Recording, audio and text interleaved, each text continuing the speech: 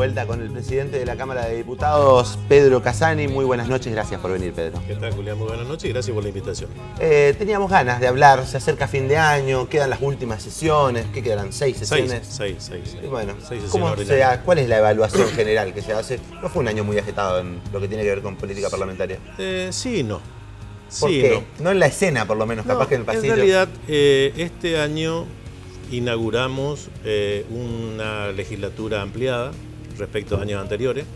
Convengamos que a partir del 10 de diciembre del año pasado se incorporaron 4 legisladores más de lo que ya estaban, razón por la cual hoy somos 30 diputados provinciales, varios monobloques, lo cual obliga a tener que generar un ámbito de diálogo y de negociación política permanente. Esto no digo que sea malo, al contrario, yo creo que es bueno.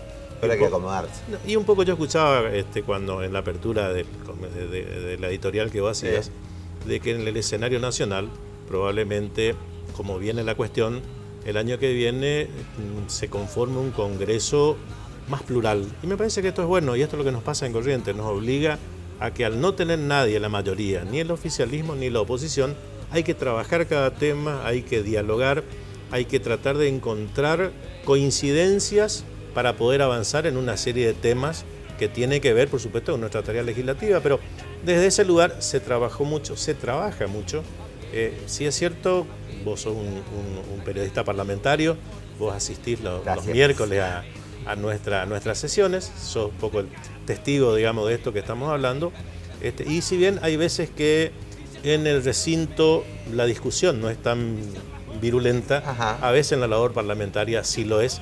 La labor parlamentaria, digo, para los televidentes, lo hacemos solamente los 30 diputados sentados allí tratando de establecer cuál va a ser la postura que va a tener cada bancada o cada legislador respecto de cada uno de los expedientes que vamos a tratar en la sesión. No le gusta mucho al Poder Ejecutivo, digamos, esa... Es bueno, vos me decías que es bueno para la democracia, es saludable, pero los ejecutivos siempre tratan de tener cierto control. ¿Cómo se llevan con eso? Habitualmente quienes ocupan lugar en el Ejecutivo, pero que han transcurrido parte de su vida política en las legislaturas, ya sea en el Congreso Nacional, en la legislatura provincial o en las legislaturas comunales, en los consejos deliberantes, adquieren una práctica.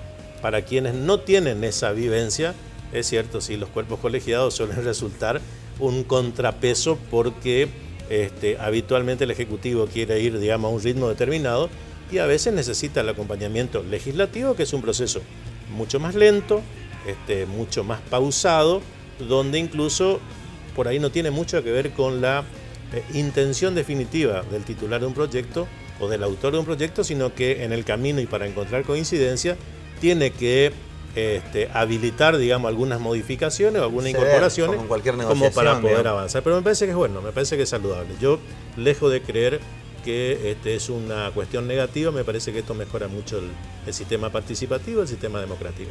Hay temas que son como que van por encima de todo. Este tema de las defensas de Goya, por ejemplo, generó mucha expectativa. ¿Cómo lo vivís vos que sos de allá?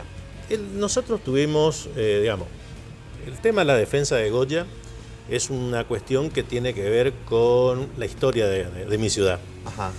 Digo para los televidentes que por ahí no conocen Goya. Goya está como una especie de un plato, en el fondo de un plato, donde tenemos dos tipos de problemas respecto a las inundaciones. Cuando crece el río y cuando llueve mucho. Ni decirte cuando llueve mucho y está crecido el río, las dos cosas. Entonces, razón por la cual la gente vive en un estado de zozobra. Y por supuesto que, como todas estas cuestiones de catástrofes, siempre los más perjudicados son los que menos tienen. Y como son los que menos tienen, son los que más les cuesta recuperar después lo que pudieron haber perdido.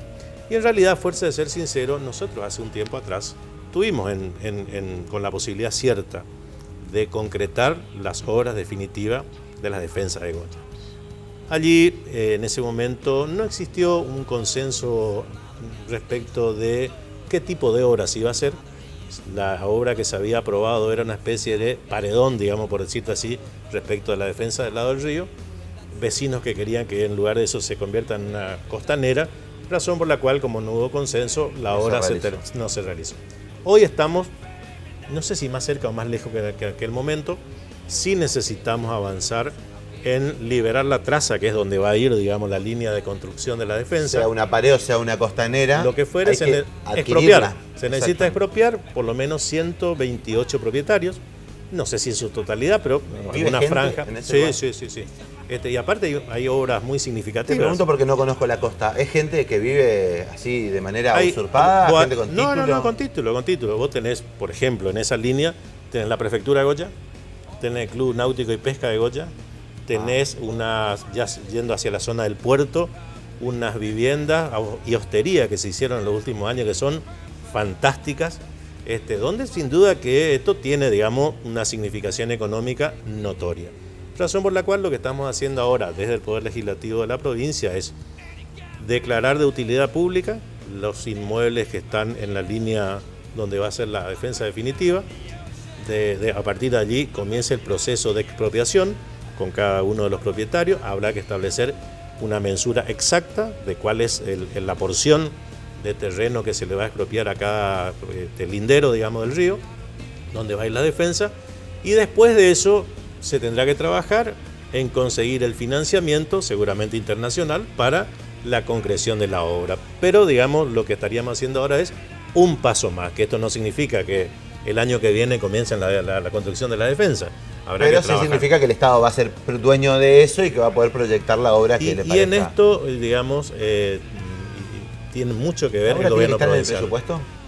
¿Nacional? En el presupuesto provincial, No, porque en realidad lo que nosotros estamos en esta ley, donde estamos, que todavía no es proyecto de ley, pero que la semana que viene probablemente se convierta en ley, que es declarada de utilidad pública, se les faculta en uno de los artículos al Ejecutivo Provincial a tramitar, diligenciar un crédito a los efectos de hacer frente a los gastos de expropiación. O sea que el trámite todavía falta, pero bueno, la herramienta se está avanzando. Queremos darle, sí. Aparte yo lo que quería ponerlo era como ejemplo. Y en este tema, Julián, un poco lo que vos decías, creo que la política demuestra que está por encima de las mezquindades, que la política sirve cuando está bien entendida y bien interpretada y bien ejecutada para resolverle el problema a la gente, y que cuestiones como esta de la defensa y otras tantas perfora cualquier tipo de interés político, interés partidario o interés electoral. Se veía plasmado en los Bassi, por ejemplo, los primos Bassi que estaban ahí, los dos,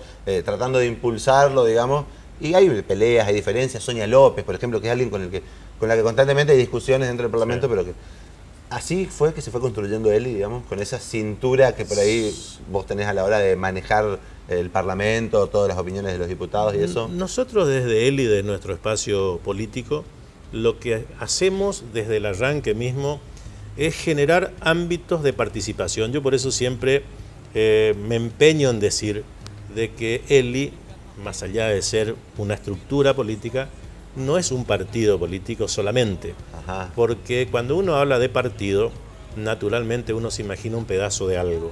Sí, y en realidad lo que nosotros pretendemos es ser un espacio de encuentro, por eso el nombre, donde los que buscamos fundamentalmente la participación ciudadana.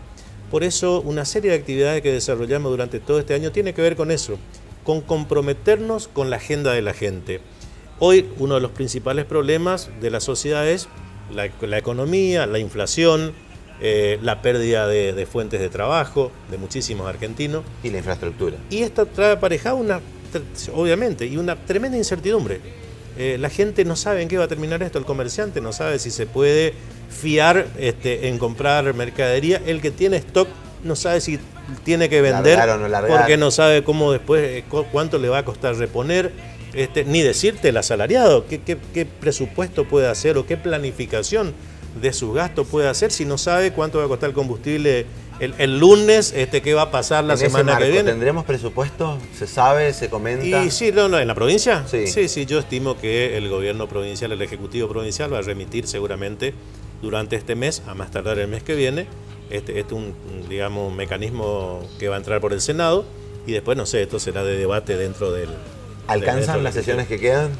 No sé. ¿Capaz que hay una prórroga? Sí, probablemente sí. O sea, si no llegamos a tiempo este año con las sesiones que faltan, hay dos alternativas. O que el Ejecutivo convoque extraordinaria durante el mes de diciembre, o eventualmente enero y febrero, antes de la sesión ordinaria de marzo.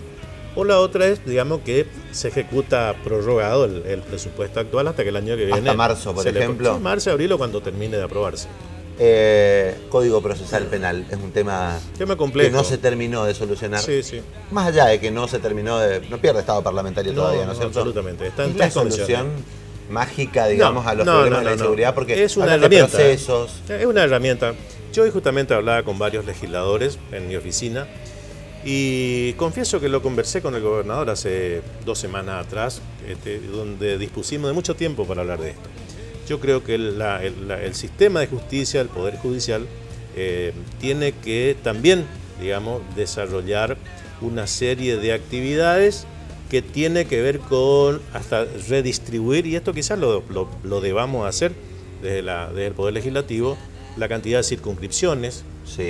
Cómo geográficamente van a estar ubicadas cada una de ellas. Esto de acercar la justicia, a la gente, hacerla mucho más accesible. Fíjate, Julián, que en la capital de la provincia hay 11 juzgados civil y comercial. Yo el otro día pedí una estadística de cuántos juicios estaban en ejecución, en marcha, en estos 11 juzgados civil y comercial de la capital, y hay alrededor de 340.000 causas. En 11 juzgados. En 11 juzgados, solamente civil y comercial. Agregarle a eso las cuestiones penales, agregarle a eso las cuestiones laborales y agregarle a eso las cuestiones de familia. Entonces, es impensado que hoy una persona que vive en San Miguel, provincia de Corrientes, allá en el medio de la provincia, sí, tenga que venir a litigar a la capital.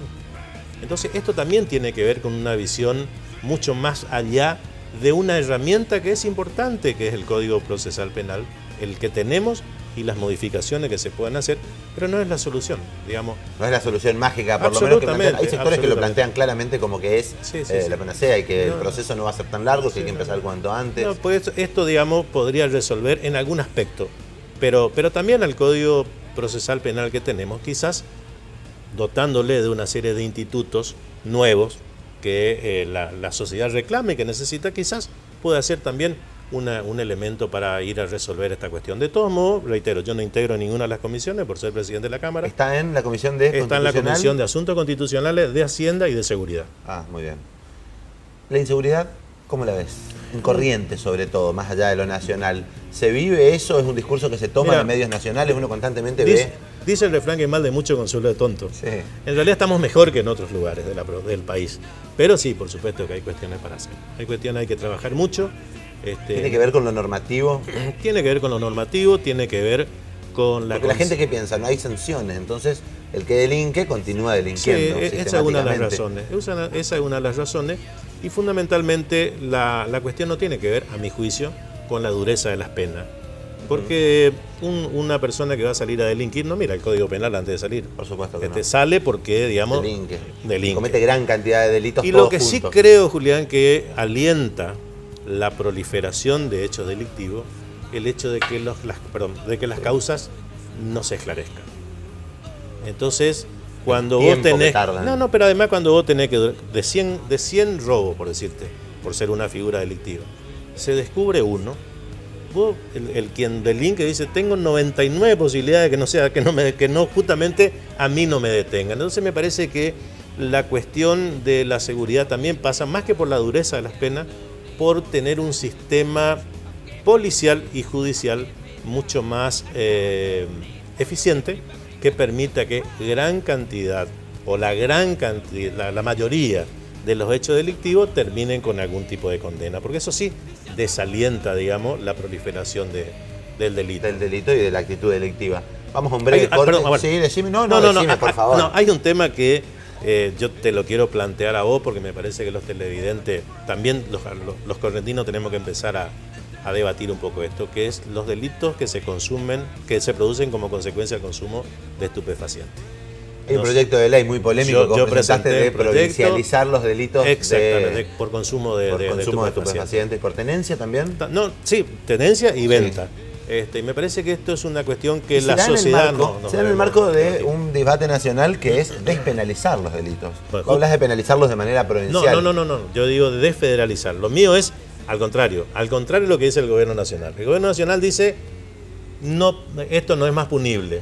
Despenalicemos y que el consumo de droga sea como fumar un atado de cigarrillo. Que es una droga también. Como ir a comprar una botella de cerveza. Que también es una droga, pero socialmente aceptada y genera mucho más riesgo. Entonces, eso me parece a mí que es porque el gobierno nacional perdió el manejo de la situación, entonces prefiere sacársela de encima. Yo lo que digo al contrario. Sí. Yo lo que digo es que hoy por hoy, de acuerdo a la ley vigente, este tipo de delito es un delito federal. Razón por la cual ni la policía de la provincia tiene injerencia, ni los juzgados ordinarios. ¿Tiene que ver con las ordinarios. libertades individuales desde el liberalismo, te lo pregunto? Sí, no, pero que lo que tiene que ver es, la libertad no es que cada uno haga lo que quiera. La libertad es que uno ejercite su derecho. Del espacio, en su casa, la individualidad. No, porque en realidad, Julián, en esto, vos lo que estás poniendo es en riesgo a muchísima gente que no tiene que ver justamente con el consumo de droga. Los chicos o los grandes que consumen estupefacientes y después, digamos, inmediatamente con eso cometen delito, sin duda que vos estás desprotegiendo a la gran mayoría de la sociedad para proteger la intimidad de alguien que de última, porque la idea de mi proyecto no es salir a meter presos a quienes consumen. Por supuesto. Porque en realidad son gente que indudablemente tienen un problema, que hay que tratarlo, hay que ayudarla a salir de ese problema. Lo que yo digo es, en mi proyecto está dirigido fundamentalmente a aquellos que venden, fomentan y lucran con el consumo de drogas. Fue muy criticado, me enganché con el Sí, tema. Fue muy criticado así por todo. Quien Sí. vino de Nación dijo Claro, que no estaba tan de acuerdo. Porque en ese momento cuando vinieron a opinar sobre mi proyecto, no blanqueaban de lo que quieren es despenalizar. Entonces, incluso Bernie estuvo acá. Y lo dijo Gil Carbó criticó también. mi proyecto, porque en realidad lo que hasta ese momento nos lo decían públicamente es que lo que quieren es que no sea punible. Entonces, por supuesto, lo que yo estoy planteando es que la justicia de Corrientes, los fiscales, los jueces de instrucción entiendan sobre estas cuestiones, que la policía de la provincia, que es la que está más cercana hoy por cantidad de componentes de la fuerza. A mí me visitan intendentes en mi despacho, del interior mucho de ellos. Yo le pregunto, decime, ¿hace cuánto no va alguien de la Fuerza Federal a tu localidad? Nunca. ¿Hace cuánto no va Gendarmería? Nunca. ¿Hace cuánto no va la Federal? Nunca. Entonces, está desmantelada, son policías administrativos prácticamente. Sí. Entonces, el policía del interior y de la capital sabe que en el kiosco tal, en lugar de vender criollita, galletita, venden droga en una ventanita así de grande, pero no pueden actuar porque no tienen competencia. Entonces nosotros, lo que yo creo es que, estoy convencido, que si nosotros acercamos, digamos, a las instituciones, policía y justicia, para resolver en parte el problema del consumo de drogas, estamos de alguna manera cortando este negocio. Porque en realidad, Julián, uno advierte, viviendo en cualquier lugar de la Argentina y en nuestra provincia también, vos te vas a determinados barrios y vos sabés que acá vive el docente, acá vive el metalúrgico, y acá el que vende droga. Y el que vende droga tiene de clase alta también, El que vende droga tiene un auto 0 kilómetros y la enfermera tiene que salir a pie, tomarse el colectivo urbano para ir a trabajar al hospital. Entonces el chico que mira, ¿pero qué voy a hacer como la enfermera? Levantarme a la mañana temprano, salir con lluvia, ir a trabajar 8 horas al hospital, con todo lo que eso significa. 7 tipos que están enfrente. Trabaja 3 días a la noche y mira cómo vive. Entonces, si nosotros desde el Estado... Es un estereotipo igual. ¿Cómo? Es un estereotipo. Sí, pues, pero si no cortamos eso, esto se va a proliferar. Es lo que yo opino, ¿no? Por supuesto, para eso te invité, para que me cuentes lo que vos opinás. Vamos a un breve corte, enseguida volvemos y todo lo que tiene que ver con Encuentro Liberal, Massa. ¿Cuánto aporta Encuentro Liberal a la presidencia de Massa o a la posible presidencia de Massa, a la candidatura? ¿Y cuánto aporta la presidencia y la candidatura de Massa a Encuentro Liberal? Ya venimos.